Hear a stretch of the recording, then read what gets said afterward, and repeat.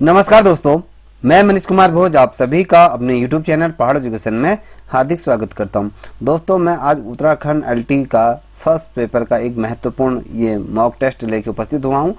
I think यहां से आपके निश्चित रूप में क्वेश्चन बनेंगे क्योंकि ये उत्तराखंड से संबंधित सीरीज है। आइए शुरुआत करते हैं। देखिए दोस्तों, बहुत ज़्यादा महत्वपूर्ण प्रश्न है। पहला प्रश्न आप देख पा रहे होंगे, इसमें लिखा हुआ है कि उत्तराखंड में बालिकाओं के नामांकन ठहराव को सुनिश्चित करने के लिए प्रत्येक वर्ष किस माह में जन जन का प्रयास शिक्षा का विकास कार्यक्रम संचालित किया जाता है, ये आपको बताना है। ठीक है, ये किस वर्ष से उत्तराखंड सरकार द्वारा ये किया जाता है कि बालिकाओं को उनको एक निश्चित रूप में या उनको ठहराव के लिए एक जो नामांकन प्रत्येक वर्ष जो किया जाता है वो किस मंथ शिक्षा के रूप में उसको विस्तृत रूप में संचालित करने के लिए जो किया जाता है वो आपके जनवरी के प्रथम सप्ताह में है या फिर मार्च के अंतिम सप्ताह में, अप्रैल के प्रथम सप्ताह में, अक्टूबर के प्रथम सप्ताह में, तो ये अंतिम सप्ताह में, तो ये आपको बताना है किस सप्ताह में ये कार्यक्रम को आयोजित किया जाता है भारत उत्तराखंड सरकार द्वारा।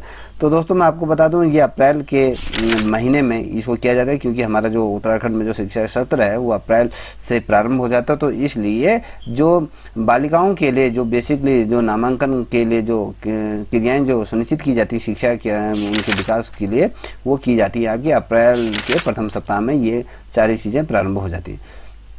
ठीक है, दूसरा नंबर है कि यहाँ पर देखिए पिथौरागढ़ एवं चंपावत में बेटी बचाओ बेटी पढ़ाओ कार्यक्रम के अंतर्गत वर्ष 2015-16 में कौन सा अभियान चला गया। देखिए ये जो बेटी पढ़ाओ बेटी बचाओ जो ये योजना है वो केंद्र सरकार की है और उत्तराखंड में अगर बेसिकली अगर हम देखें तो पिथौरागढ़ हो गया, चंपावत में बेटी बचाओ बेटी पढ़ाओ जो कार्यक्रम के अंतर्गत वर्ष 2016 की 15-16 में कौन सा अभियान यहाँ पर चलाया गया था, तो ये बताना है चंपावत में और पिथौरागढ़ में। ठीक है, शपथ एवं हस्ताक्षर अभियान चलाए गए थे या फिर आपके डी है स्कूल चलो हम अभियान ये है, तो हम सब एक हैं अभियान या उपरोक्त में से कोई नहीं, इसमें से कौन सा ये अभियान ये चलाया गया था ये आपको बताना है। देखिए दोस्तों, जो इसका जो सही आंसर है जिसे आता है तो उसका आंसर को आप कमेंट सेक्शन में दे सकते हैं। ठीक है, मेरे आंसर देने से पूर्व।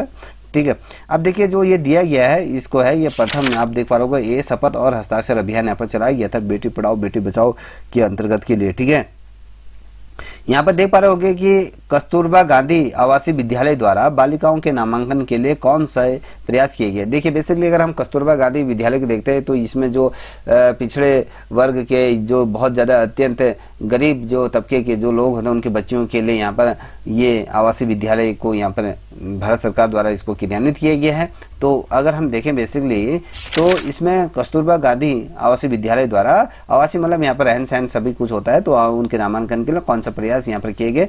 देखिए यहाँ पर समुदाय के माध्यम से जाकर बैठक करना या फिर जनपद स्तर पर नुक्कड़ नाटकों के माध्यम से, ठीक है, इन विद्यालयों में नामांकन के लिए या उपरोक्त ए बी दोनों या उपरोक्त में से कोई नहीं, तो ये आपको बताना।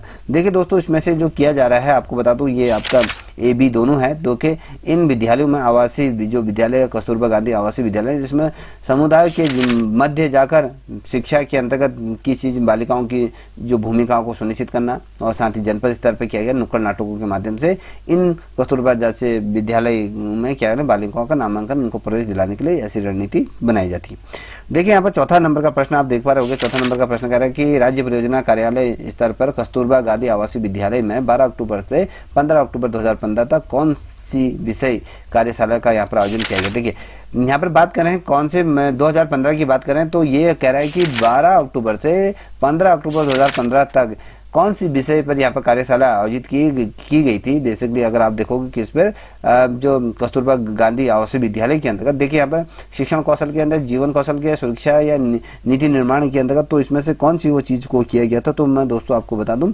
जीवन कौशल को बेहतर बनाने के लिए यहाँ पर क्या किए थे ये नीतियाँ यहाँ पर बनाई गई थी या कहीं इस पर कार्यशाला का आयोजन इस विद्यालय में किया गया था। ठीक है, अब हम यहाँ पर देखकर 5वें नंबर का प्रश्न देख पा रहे हो। विकलांग बच्चों को शैक्षिक एवं व्यावसायिक समस्याओं का समाधान करने के हेतु भारतीय बाल कल्याण बोर्ड समाज कल्याण बोर्ड की स्थापना कब की गई थी? ये देखिए, जो विकलांग बच्चे हैं उनको शिक्षा की मुख्य धारा में और उनको व्यवसायिक क्षेत्रों में जो उनकी समस्याएं हैं उनको समाधान करने के लिए भारत बाल कल्याण बोर्ड और साथ ही आपके समाज कल्याण बोर्ड की यहाँ पर स्थापना किस वर्ष से की गई थी? 1952 में की गई थी, 1955 में की गई थी, 1960 में की गई थी, 1964 में, किस वर्ष से ये किया गया था? तो आपको बता दूं, जो ये बोर्ड का जो गठन किया गया था वो आपके 1952 में किया गया था। ठीक है, अब यहाँ पर देख पा रहे हो उसी से रिलेटेड प्रश्न है कि 6 नंबर का प्रश्न है कि विकलांग बच्चों को शिक्षा की समुचित व्यवस्था के लिए 1965 से 1975 के बीच सरकार द्वारा कितने विद्यालय खोले गए थे? बहुत वेरी मोस्ट इंपोर्टेंट क्वेश्चन है। जो विकलांग बच्चे हैं उन विकलांग बच्चों के लिए सरकार द्वारा बेसिकली अगर आप देखोगे कितने विद्यालयों को ऐसे क्रियान्वित किया गया है, कितने विद्यालय ऐसे खोले गए, तो आप यहाँ पर देख पा रहे होगे यहाँ पर 55 है, 60 है या 62 है या 92 है, तो कितने विद्यालयों को यहाँ पर ओपन किया गया है?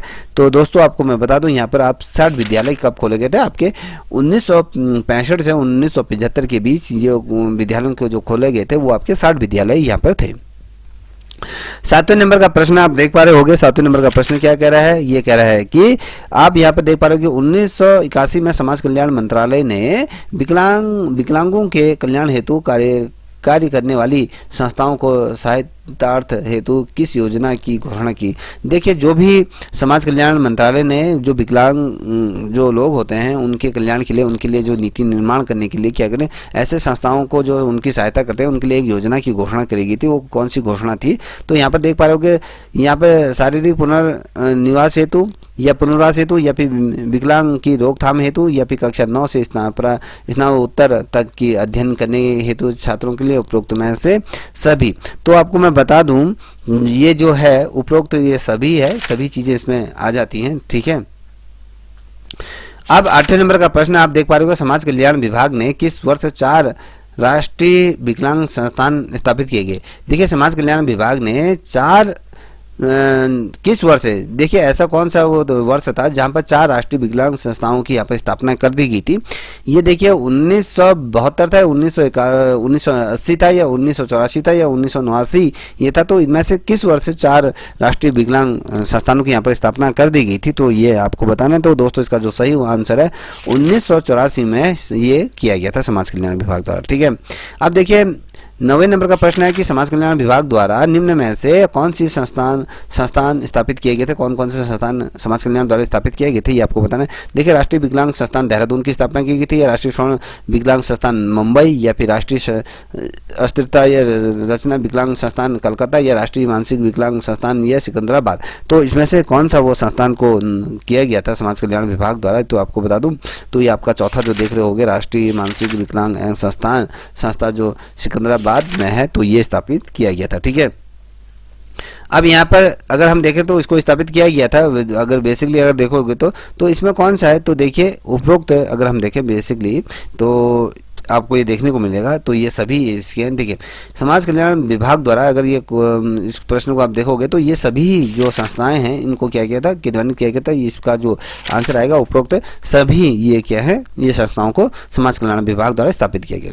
अब यहाँ पर देख पा रहे होंगे 10वें नंबर का प्रश्न, दृष्टिबाधिता बच्चों की शिक्षा में विकास से संबंधित जो समस्याओं को निम्नलिखित में से है। देख समस्याएं कौन कौन सी आती हैं उनको, शैक्षिक मंदिता आती है, ये मंदित वाणी विकास का हो, बुद्धि उपलब्ध स्तर कम होना, ये उपरोक्त सभी।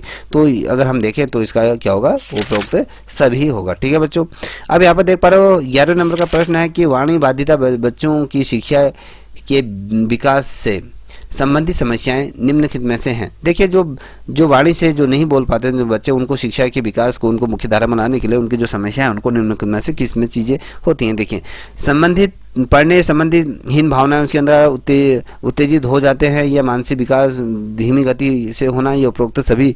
तो अगर आप इसमें देखोगे बेसिकली तो ये सारी गतिविधियां क्या होती हैं, उपरोक्त उसके अंतर्गत ये आ जाती है। ठीक है, 12वें नंबर का प्रश्न आप देख पा रहे हो, एकीकृत शिक्षा संबंधित है। विकलांग बच्चों को सिखाने की सुविधा से या फिर बच्चों के लिए विशेष कार्यक्रम को आयोजन कराते हैं, या एकीकृत शिक्षा को डिजाइन करना। तो ये सारी चीजें एकीकृत शिक्षा के अंतर्गत क्या आ जाती, संबंधित आ जाती है। ठीक है, अब देखिए 13वें नंबर का प्रश्न है, निम्नलिखित में से कौन एकीकृत शिक्षा का उद्देश्य नहीं है। एकीकृत शिक्षा के उद्देश्य इसमें से कौन सी चीजें नहीं आती है। विकलांगता से शीघ्र अतिशीघ्र निदान पाना, और डी है आपका दिव्यांग बच्चों को विभिन्न क्षेत्रों में आगे बढ़ाना, या फिर सी है आपका आर्थिक स्वतंत्रता के लिए तैयार करना, ये सभी के लिए सुख समृद्धि करना। ये क्या है 13वें, ये जो 13वें नंबर का ये जो 4 ऑप्शन दिए हैं ये यहाँ पर दिए। देखिए अगर एकीकृत शिक्षा का जो उद्देश्य नहीं है, बेसिकली अगर देखोगे एकीकृत शिक्षा का जो उद्देश्य नहीं है तो इसका जो उद्देश्य है सब यहाँ पर देख पा रहे होगे कि यहाँ पर कह रहा है कि सभी के लिए सुख समृद्धि की कामना करना क्या है एकीकृत शिक्षा के अंतर्गत नहीं आता है। अब देखिए यहाँ पर आप देख पा रहे होगे कि ये कह रहा है कि समावेशी शिक्षा का तात्पर्य है, क्या तात्पर्य, सभी बच्चों को मुख्य धारा में समावेशित करना, या फिर बी है आपका कि शिक्षा के समान अवसर उपलब्ध कराना, या फिर सी है या फिर यह केवल ए जो सभी शिक्षकों को मुख्य धारा में लाना है, केवल ए, या फिर ए बी दोनों है। तो कौन सा इसका सही उत्तर हो सकता है यहाँ पर देखिए। अगर हम बात करें जो सभी बच्चों को मुख्य धारा में लाना है, साथ ही आपको शिक्षा के समान अवसर सभी को उपलब्ध कराना, कहने का मतलब है आपका ये बी वाला जो ऑप्शन है ये सही है। ठीक है, अब दूसरे प्रश्न की तरफ अगर हम देखें, जो ये प्रश्न है बहुत ही ज़्यादा महत्वपूर्ण, आपकी प्रतियोगिता परीक्षाओं में पूछे जा सकते हैं। आपको अगर ये श्रृंखला आपकी परीक्षा के दृष्टिकोण से हेल्पफुल लगी हो तो प्लीज़ इस चैनल को भी आप लाइक शेयर सब्सक्राइब अवश्य करें, साथ ही अपने दोस्तों को साझा करें। तब तक के लिए इतना ही, जय हिंद।